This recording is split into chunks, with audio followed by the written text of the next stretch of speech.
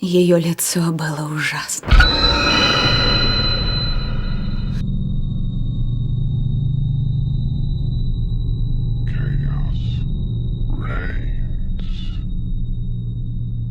Когда достиг самого дна, нужно оттолкнуться и начать всплывать. Русский. Так обобщенно называют иностранцы всякого человека, говорящего на русском языке. И с этим уже ничего не поделаешь. Из остальных работ мастера ясно одно: какие времена, такая философия. Ну, авторы тут понавырезали, конечно. Со слезами вспоминаем Пейн, Макс Пейн. Мультфильм позиционируется как компьютерный, но пока тут из компьютерного только статья на Википедии, где говорится, что мультфильм компьютерный. Из криво нарисованного замка выезжает слабо полигональный лимузин. Пентаграмма на стенах. Эх, Думгай, где же ты, когда ты так нужен?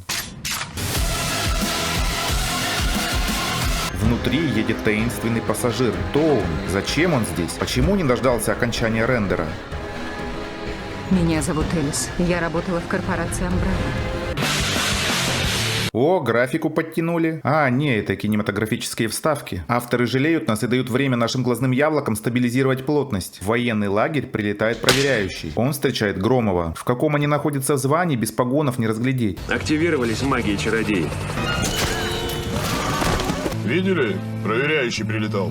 Да что, мы что-то натворили? Проверяющий не обязательно прилетает, когда кто-то что-то натворил. Он может просто проверять. Для начала хочу рассказать вам историю, очень похожую на сказку. Вы когда-нибудь слышали о заговоре магистров?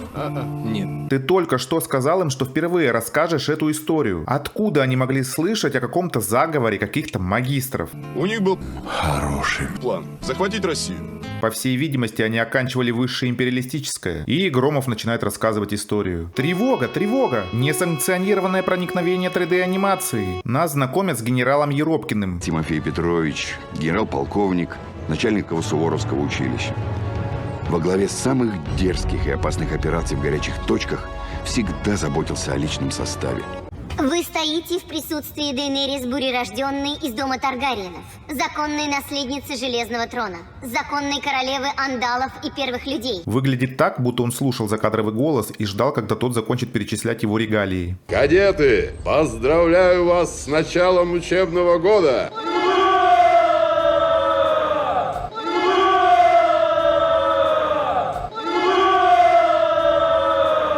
Коррекция губ от агента Смита. К генералу Еропкину приезжает генерал ФСБ Савенков. Он возглавляет отдел по борьбе с оккультизмом. Ну, если террористы пересели на метла, а оружие заменили на палочки и зелья, то необходимость наличия такого отдела сомнений не вызывает. Савенков информирует о существовании Высшей Академии Магов Мира, которая, на секундочку, является мировым центром, и даже данные со спутника имеются. Ты знаком с такой Академией в ООН? Высшей Академией Магов Мира? Нет. И Еропкин слыхом не слыхивал об Академии, которая является злом, захватывающим мир. У нас эта зараза еще не так расползлась. Как это не расползлась? А в битве экстрасенсов и на всем ТВ-3 играют агенты под прикрытием? Центр возник на базе немецкого военного института Анненербе. Того самого, нацистского. Хорошо не детские сады на базе концлагерей. Год назад Я сидел на скамейке в общественном парке. 5 подростков, детдомовцев, как выяснилось позже, отправились учиться в эту академию, чтобы стать магами. Кто разрешил детям поехать учиться в запрещенную и преследуемую ФСБ в ООН? И это при том, что они еще и детдомовцы. Как минимум должны были возникнуть вопросы к директору детского дома, являющегося государственным учреждением. Не обижай меня. Савенков излагает цель своего приезда. Необходимо вернуть детей на родину. Однако есть проблема. Дети не хотят возвращаться. Только меня беспокоит не это, а то, как вообще 5 несовершеннолетних смогли оформить и оплатить перелет в другую страну, а потом просто взять и улететь. Вы-то сами куда смотрели? Ну, так зашлите в эту треклятую школу толкового разведчика. Посылали уже. Он исчез, его рассекретили. У нас без вести пропал разведчик, скорее всего убит, поэтому давайте пошлем неопытного курсанта. Джеффри, твой выход.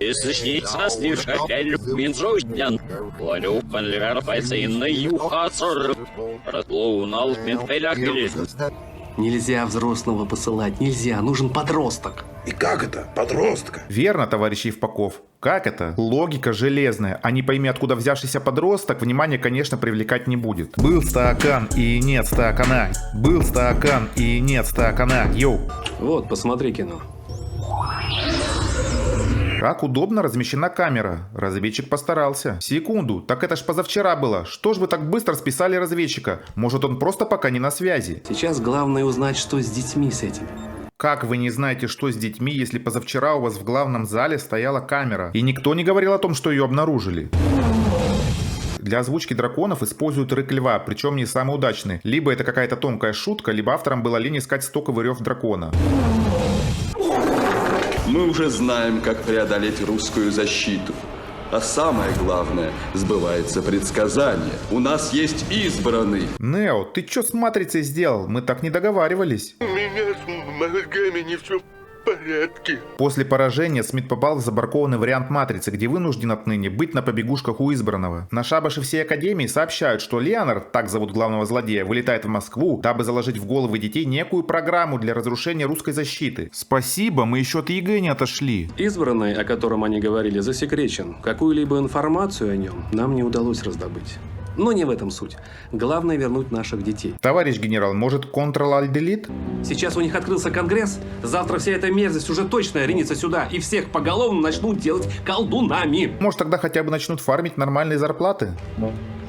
Кстати, этот самый Леонард уже прибыл в Москву и делает вояж по московским школам. Он и в школе на Таганке, где внучка твоя учится, планирует побывать. А чё ты выеживаешься? Хватай этого Леонарда, пока он в России, выпытывай, что с разведчиком, потом обменивай его на детей и разведчика. Сидит он. Генерал спрашивает генерала, какова вероятность вербовки твоей внучки? У меня внучка на этих магах увлеклась, понимаешь? У нас эта зараза еще не так расползлась. Тогда, получается, расползлась православный Friendly Fire. Слышь, псина. В разведку назначен Иван Царицын. Не дураков, и на том спасибо. Доподлинно неизвестно, когда был организован орден, но проявился он как злейший враг во времена крещения Руси. Он древнее самого человечества. Ордену не понравилось появление сильного государства в Европе. Блин, один урок истории откровение другого. Какие тонкие намеки. Вы еще скажите, что они Иисуса распяли. Да ты че? Сегодня к нам на наш открытый урок мира приехал выпускник знаменитой Академии волшебства. А я напоминаю, у нас эта зараза еще не распространилась. Вот ничему вас жизнь не учит. 5 детей уже завербованы, и скорее всего именно этим господином. ФСБ и военные хотят их вернуть, однако позволяют вербовщику преспокойно разгуливать по российским школам и вербовать детей. Никаких инструкций директорам и учителям школ, никакой антипропаганды. Главное вернуть наших детей. Вот спасибо, вы вернете первых детей, у которых мозги уже промыты и которые фактически могут быть диверсантами. Затем вы вернете следующих, затем следующих, и по сути своими руками наводните страну врагами, проникновение которых вы пытаетесь предотвратить. Вот так и развалился Советский Союз. Леонарду удалось то, что не по силам провальному. Магия, воистину. Как он все время проходит погранконтроль? Знаете, я и сам своего рода волшебник. Окошко-то прикройте, все конспекты разлетелись. Леонард, простите, а как ваше отчество? Поздравляю, ты пустила на урок не пойми кого, который мог принести с собой не пойми что. Сразу спрошу о главном. Вы верите в чудеса? Да! Вы мечтаете о чудесах? Да! Надеюсь, это не тема разговоров о важном. Тогда я вам подарю кусочек чуда. Совершенно бесплатное чудо, только в честь Дня знаний и урока мира. Вот теперь будут говорить, что все мужики такие. Суд в уши одной, а платья дарят другой. Это что, сон? Больше на бред смахивает. Его пальцы что, проходят сквозь ее кисть? Посмотрите, коробка с платьем расплылась, как пластилин от нагрева, а букет завял и умер. А букет забыли дорисовать. Похоже, сплавилась не только коробка, но и твои зубы друг с другом. Вовремя платье сняла, а то бы расплавилась вместе с ним. По-вашему, это доброе чудо? Кому нужна такая красота, если от нее умираешь? У вас тут замертво никто не упал, кроме несуществующего букета. И я тебе открою секрет, все умрут, независимо от того, доброе чудо или нет. Вот такие подарки делаем мы, добрые маги. Так значит, Гена все-таки врал. Прилетит вдруг волшебник в голубом вертолете, с днем рождения поздравит. Твоя душа моя. С днем рождения. Ты особенная девочка. Давай на перемене встретимся в тихом месте и поговорим. Хорошо. Во-первых, где ты на перемене найдешь тихое место? Во-вторых... Чего, блядь? Эй, учительница, ты так и будешь стоять и ничего не делать, когда у тебя на глазах взрослый с сомнительной мотивацией предлагает девочке пойти уединиться? Не обижай Хочешь вершить чудеса? Мне кажется, эта туфелька вам не подходит. Как раз мой размер. Я всегда носила этот размер. Школьный коридор во время перемены воистину самое тихое место. Леонард уламывает, в скобках вербует внучку генерала поступить в магическую академию. Как предать свои идеалы? За 2 минуты. Кому нужна такая красота, если от нее умираешь? A few moments later. Ты согласна отречься? Зачем вообще тратить время и силы на убеждение одной сомневающейся, хоть и недолго, девочки, если рядом целый класс, который вообще вопросов не задает? Нам представляют главного героя Ивана и вводят его в курс дела, стыдливо умолчав о бесследно исчезнувшем совсем недавно разведчике, посланного на ту же миссию. Ну что, для начала картинки покажем. То есть это, по-вашему, снимки со спутника. Ой, смотрите, а что это тут у нас? Наверное, поле для игры в ножички. В этом замке ежегодно обучаются от 4 до 6 тысяч юношей и девушек. И далее идут работать по специальности. И наши дети, причем сироты из детских домов, после встречи с таинственным незнакомцем... Какой же он таинственный? Его зовут Леонард, и он, не таясь, расхаживает по государственным учреждениям и без утайки вербует школьников. Тебе нужно встретиться с детдомовцами и уговорить вернуться обратно. Мы русские своих не бросаем. Правда, Иван? Он просто не знает о пропавшем разведчике. А когда Иван пропадет без следа, следующему кадету вы будете говорить то же самое. После Иван просит напарника по имени Петр Тихогромов. Сегодня вы с Тихогромовым идете ко мне на ужин. Дополнительные инструкции получите у меня дома. Имейте в виду, вы ни под каким предлогом не должны себя выдать. Даже если предлогом будет весьма высокая вероятность пыток? Это тебе, Иван. Часы показывают не только время. Что с часами? Может, маги уже среди ВС? Знаю, что уже достал с этим разведчиком, но мне интересно, у него были такие часы? Просто меня очень волнует его судьба. Нет. Нас переносят в дом генерала на момент предстоящего ужина, где внучка радует дедушку своим новым увлечением. Никогда ты не будешь заниматься колдовством. Не колдовством, а волшебством. И если бы мама с папой были рядом, а не в Австралии, они бы мне разрешили. Спор прерывается прибытием кадетов на инструктаж. Я же говорил, что туфелька не подходит. Так называемый инструктаж ограничился парой фраз и занял меньше минуты. Парни добирались дольше. С ужином тоже облом. Словно бывалый генерал решил вспомнить молодость и погонять молодых. Герои поступают под командование, под полковника Телегина. Блин, что это за микроконвульсии? И улетают самолетом, я так полагаю, в Шотландию. В самолете Ивану снится его награждение не пойми за что. Ну, типичный сон, в котором хрен чего поймешь. При помощи сна зрителю пытаются раскрыть вот эту строку из характеристики. И это ружье заряжено боевыми. Президент Российской Федерации. В его сне президент это Телегин? Блин, приснится же такое. Эти усики пропуск в текстурсики. Только что передали, что в районе приземления сплошной туман. Видимость 0. Дальше лететь нельзя. Либо прыгаем тут, видимость еще позволяет, либо возвращаемся. Ну нахер, возвращаемся. Блять, ты охуел? Герои чисто случайно высаживаются в Косово, и здесь чисто случайно имеется заначка в виде мини-вертолетов. Ой, как удобно. Взяли инструменты вон из того ящика. Вот вам инструкция. И начали собирать. А почему мы должны собирать, пока ты прохлаждаешься? Ничего не меняется. Как подальше от начальства, так начинается дедовщина. Нас пинками переносят в Косово 99-го года разлива, где Телегин был молодым, и его усы еще не проваливались в губы. Здесь мультфильм, будто хлебнув коктейль «Молоко плюс», выкручивает градус насилия на максималку. А отряд Телегина обнаруживает деревню, захваченную бандитами, как, по крайней мере, везде пишут. Небо разверзается надо мной. Теперь положите руку ему на плечо, а вы покажите сердечко и улыбаемся. Завязывается бой. Странно, что солдат, который двигается на сверхскорости, опережая полет ножа, умудрился тут же словить пулю. И в целом в такой ситуации было бы, наверное, сподручнее использовать автомат. Я думала, что это сербы вернулись. Мы русские, мать. Где же вы были? Ой, вы там уже определитесь, когда поможешь, так нечего было вмешиваться, ничего не делаешь, так где же вы были? Знаете, что бы потерял сюжет без этой истории? Верно. Абсолютно ничего. А знаете, что мне та старушка сказала? Что сербы колдунов на свою землю пустили. Сербы пустили колдунов. Да блять, я не могу. Найти, где такое написано. А возглавляет колдунов лорд Нато де Морт. И каким образом присутствие колдунов повлияло на возникновение конфликта? Ну пустили колдунов и что? Вы же ничего не объясняете. Ребята, поторопитесь. Ну если бы ты не стоял, болтая под руку, а помогал, то в теории дело могло продвигаться быстрее. Если нет веры, нет защиты. Ясненько, классненько. А что было с защитой у этого человека? А что это за защита такая? Верить надо в свое отечество, своей родине. Верить в добро и в Бога. Просто верить? И все? Просто верить. Этого вполне достаточно. Просто верить. Этого вполне достаточно. Вполне достаточно. Ударили по первому тезису, подставь второй. Не знаю, как там по инструкции, но кажется, ребятам необходима помощь. Иван берет винт и поднимает его на уровень черной трубки, но не крепит к ней, а начинает трещать ключом на весу, не в месте крепления. На крупном плане это заметно еще сильнее. Петя, в свою очередь, верно закрепил винт, однако вместо ключа зачем-то использует молоток. Закручивание гайки уровня того репортажа по России-1. Летали на таких аппаратах? Нет. Не сложнее, чем в компьютерных играх. Так компьютерные игры тоже вроде бы зло. Сейчас небольшая разминка в воздухе, а дальше курс на Грецию. А зачем нам туда? Там старцы живут. Беседа с ними дорогого стоит.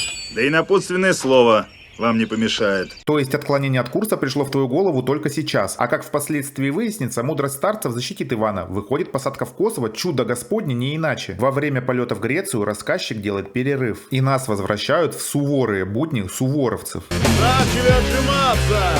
Где девочки? Их что, команда отжиматься не касается? Потому что дембелям не по масти выходить на построение. Жесть, и так не высыпаемся. Тут еще командир со своими колдунами.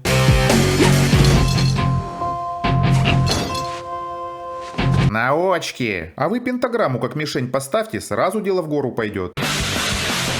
Внимание! Проникновение в компьютерную графику без ее согласия. Герои долетают до Греции. Я, конечно, не силен в географии, но как они оказались над Косово, если Шотландия вообще в другой стороне? Их встречают те самые старцы, с которыми вот прям обязательно надо увидеться. Мы с важной миссией. Да, мы с очень важной миссией. Нет ничего важнее, чем важность миссии. Я не понял, старец их только что потроллил? Смелые люди. Вы все здесь погибнете. Это святой Дмитрий. Бился с врагами за правду, не за ордена, а награда ему была мученическая смерть. Замотивировать вы, конечно, умеете. Персонажи трапезничают, молятся и ведут беседы за веру, правду. Колдуны или маги не имеют власти творить человеку зло, пока сам человек своими грехами не даст дьяволу право к себе прицепиться. Разрешите причинить вам зло? Нет. Забыли Бога и пребывают во власти тьмы? Колдуны и маги обладают силой. Впоследствии выяснится, такой силой является огнестрел. Просто вы живете в физическом мире, и враги у вас физические. А у кого война другая, духовная, и враги духовные. Правда, отец Арсений? Да, было дело. То кабан прыгнет и женским голосом заговорит, то нечистая привидится. Иными словами, духовный враг – это деменция. Нет, а на точку они пока не прибыли. Все под контролем. Я не знаю, где находятся мои подчиненные, поэтому все под контролем. Вашей внучки нигде нет, товарищ генерал. Все обыскали. Последний раз сигнал был замечен над Германией. Может, решила проучить меня? А координаты? Молодежь сейчас что только не придумает. Еще и внучку просрал. Фильм говорит, что военные не могут определить реального местоположения. Ты забыл сказать? Все под контролем. А я еще раз напоминаю. Разведчик, посланный нами, пропал без вести. Все под контролем. А сколько у вас всей нечисти в виде колдунов и ясновидящих? То есть он знает, что зараза до нас добралась, а эти ребята нет. Боже, поразительно. Раз приехал ко мне необычный юноша, например, парнишка, мог протянуть руку. Но вместо этого протянул ноги. Для проверки своих сил Иван направляется на всю ночь в пещеру, ведь в это время детей не забирают в другую страну и не промывают им мозги, так что можно не спешить. Иван настолько крут, что может заставлять свою бороду вырастать и врастать обратно во время ходьбы.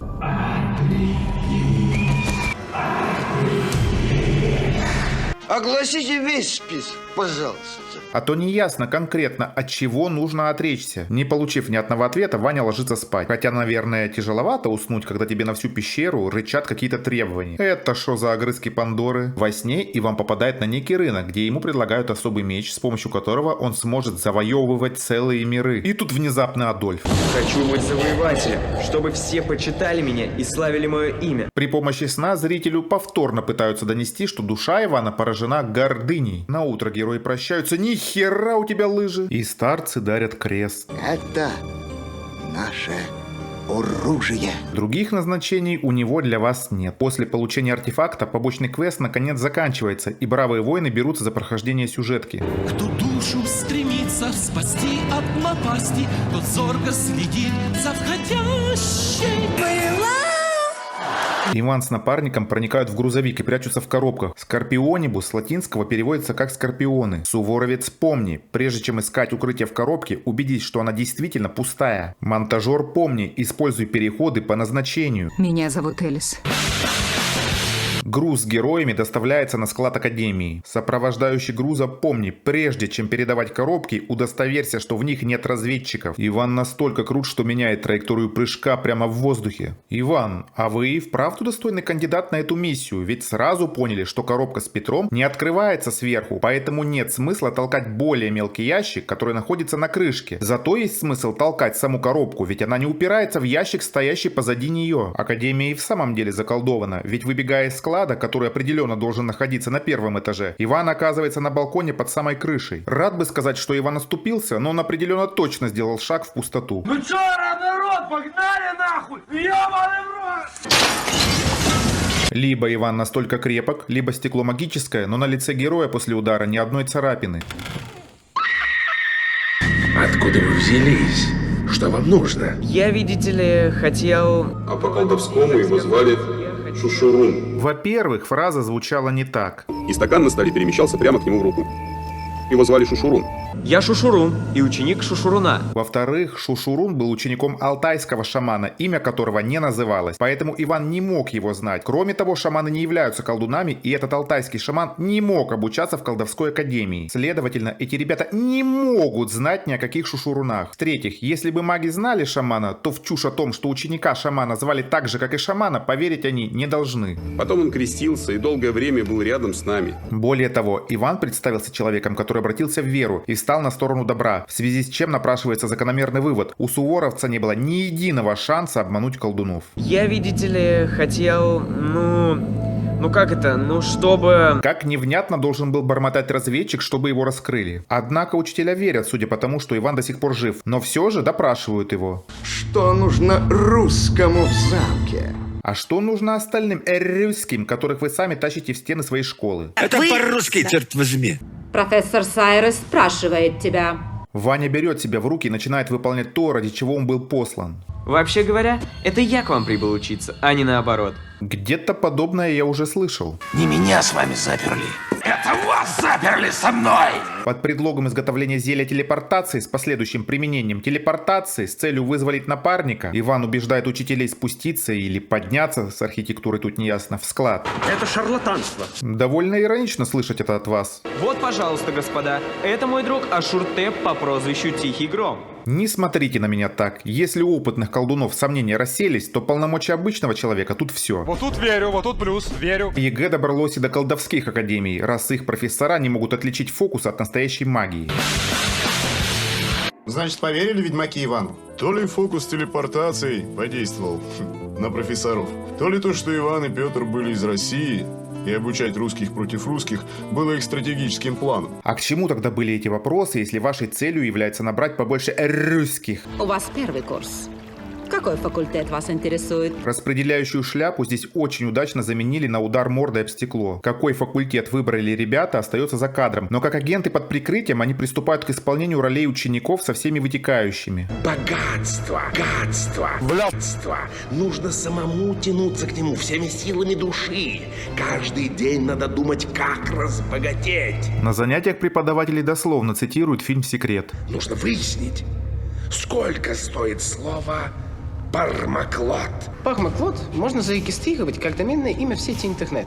Рано или поздно какая-нибудь хорошая рок-группа с таким же названием захотят выкупить это имя для своего интернет-сайта. Нет, скорее рок-группа, уже имеющая такое название, подаст в суд за его незаконное использование. Ваня предлагает другой способ продажи. Господа студенты, продаются 10 баллов в обмен на право получить от профессора Коша 10 баллов. Но только у тебя нет 10 баллов. Продается Пармаклот. Стартовая цена 1000 фунтов. Я не силен в этих ваших математиках, но как мы от баллов перешли к продаже названия? У Юли было 2 яблока, а у Саши 3. Сколько будут стоить их души после отречения от родины? Я и моя факультета будет мною гордися. Замечу, что помимо дословного цитирования, чувство нацистской пропаганды можно оскорблять и другими способами. Привет. Что? Как в академии? Надя в академии? Ну каким образом? Все под контролем. Бесцельно околачиваясь по замку, герои сталкиваются с Надей. Мальчики, привет. Это все-таки вы? А я думала... Сова. Вы на каком факультете? Надя, что ты нас знаешь, не говори никому, понятно? Мы тут под легендой, короче. Ты что, дурак, блядь? Я хочу стать волшебницей. Это что у тебя, бесовская Библия? Вот на этом моменте уже должно стать понятно, что держать в тайне ваше знакомство она не будет. Фактически надежда переметнулась в стан врага. Герои расстаются, каждый при своем. Моя мама всегда говорила, что по правде монстров не бывает, а они есть.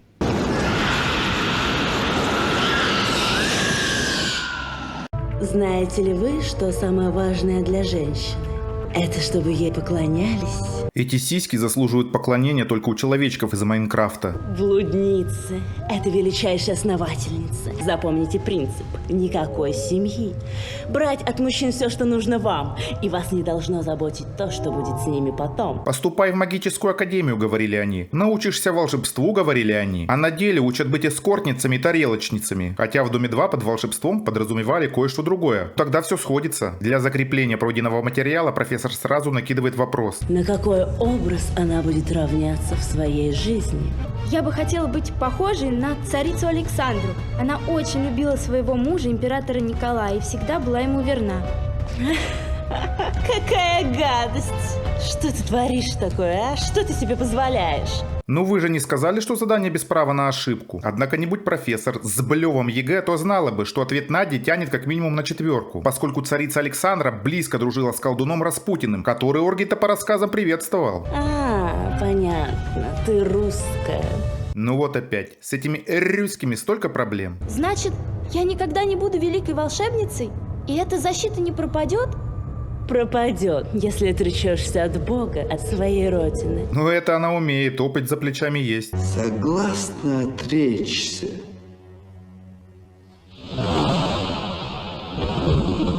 Вечером суворовцы решают разделиться. Петр ищет Надю, а Иван идет искать детдомовцев. Может показаться, что Иван через минуту забил на поиски, но это не так, ведь суворовец знает, на ловца и зверь бежит. Anybody here? Ваня, беги! А, не, показалось. Это одна из воспитанников детского дома по имени Ася. Ребята проводят русификацию. Ты русский или русскоговорящий? Я думал, что все-таки русский. А ты? Я русская. Я здесь учусь. Неправильно. Если ты попала в школу тем же путем, что и остальные, то должна была отречься от родины, что делает тебя русскоговорящей. Здесь везде вокруг ложь, а я не могу врать. Но пока полигона мне удавалось избежать. Судя по модельке, она реально не лжет. Но тут с полигонами даже философский камень не поможет. На самом деле полигон – исправительная казарма, где содержат тех, чью национальную защиту не пробить. Раньше это называлось концлагерями. Сначала мне все нравилось, было очень необычно.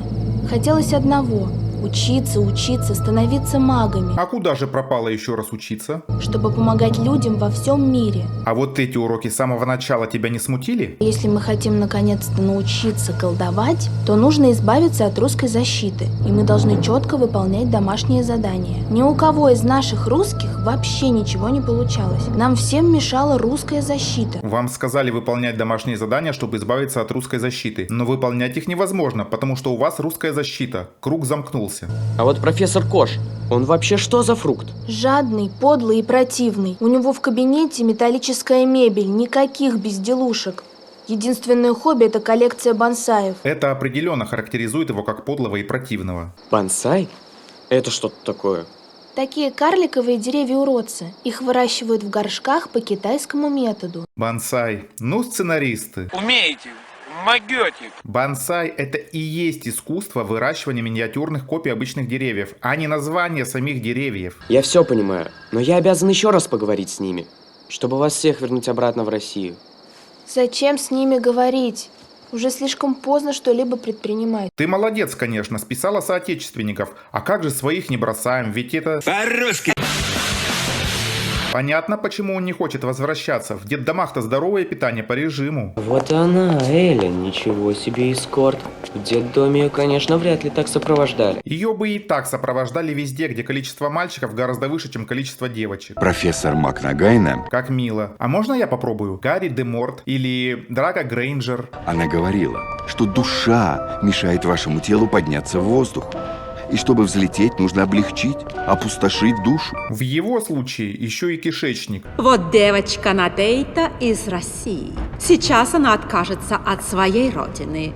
Заколебалась отказываться. Ну сколько можно? Надя отказывается отказаться от родины. Пухляш принимается ее успокаивать. Петр устраивает сцену ревности. И вместе они сбегают навстречу светлому будущему. Но добраться им суждено лишь до ближайшего коридора. Секундочку. Что-то я не вижу в ваших руках волшебных палочек. А как же колдовство может все? Магия магией.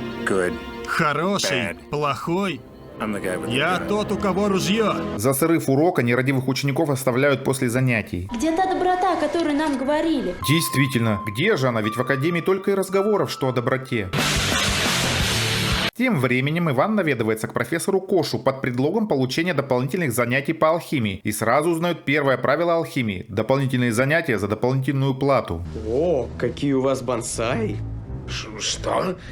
Какие еще бонсай? Хожу туда не знаю куда, увлекаюсь тем не знаю чем. В одном из как бы случайно разбившемся горшке обнаруживается оригинал яйца Фаберже. Не знал, Иванушка. Но тут же узнал, потому что профессор выдал ему всю подноготную яйца, а также его ценность для самого профессора, чем собственноручно предоставил Ивану отличную возможность для шантажа. Сказочный педагог. Иван, не будь дураком, естественно, использовал эту любезно предоставленную возможность для вызволения друзей и остальных русских из плена. Вдруг, как из табакерки выскакивает один из учеников и начинает ссать Ивану в уши о том, какой он крутой, хитрый, да и вообще молодец. И вот тут ружьишко стреляет. Ваня сливается в медные трубы, ловит ЧСВ, и колдун обездвиживает его. За яйцо хватается Надя, и колдун пытается заморозить ее, однако безуспешно. Проклятие! У девчонки защита! А она появилась случайно не в этот момент? Согласна отречься?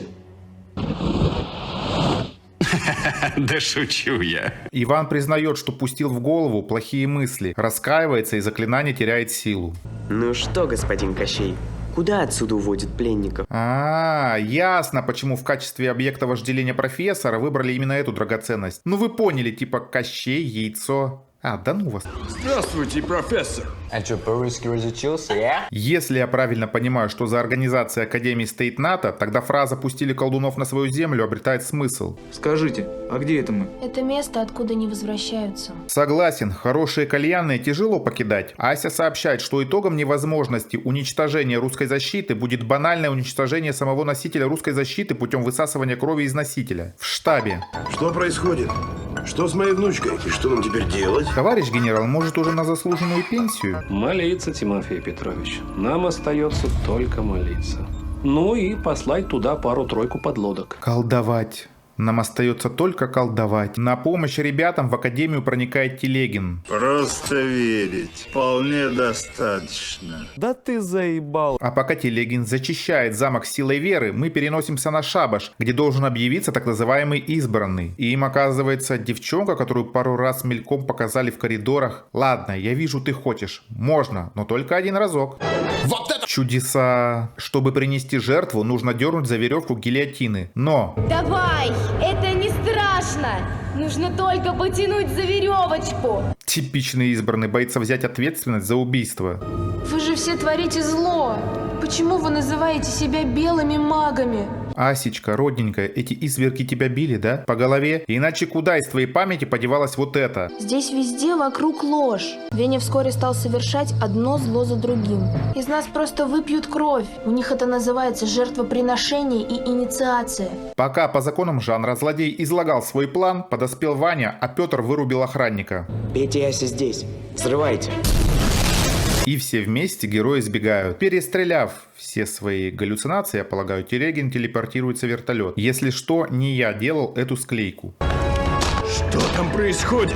Похоже на стрельбу. Тебя только звуки стрельбы заставили насторожиться? Несанкционированный взлом. Что? Все 10 уровней защиты. Извините, я запутался. Вы сейчас про какую защиту говорите? Я больше не хочу быть волшебником. Не переживай. Судя по всему, ты вообще ничему тут не научилась. Путь к спасению детям преграждает обрыв, а следом подтягиваются колдуны с охраной. Куда же без нее? В магической-то школе.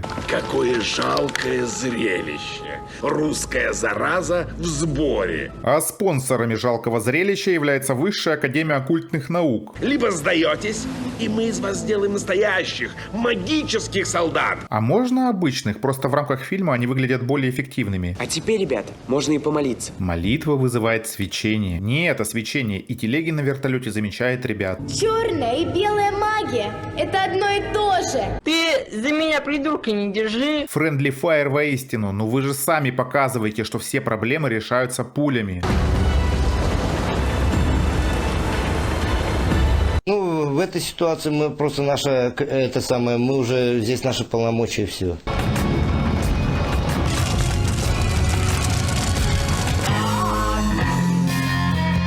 Вот эта история.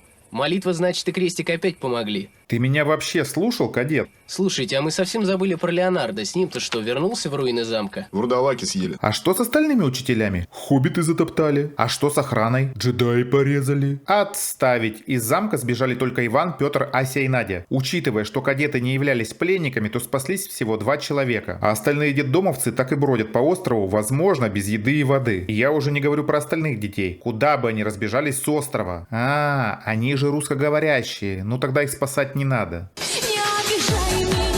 Для чего я вам это все рассказал? Зло опять поднимает голову. Маги активизировались. Все повторяется. И нам снова нужны смелые ребята. 10 лет вы ничего не делали, давая злу снова набирать силы. Согласны? Вы согласны стать модельками с нулевой полигональностью и двигаться как паралитики? Мораль сей басни такова. Сегодня ты Гарри Поттера смотришь, а завтра родину продашь. На Бога надейся, а сам заряжай.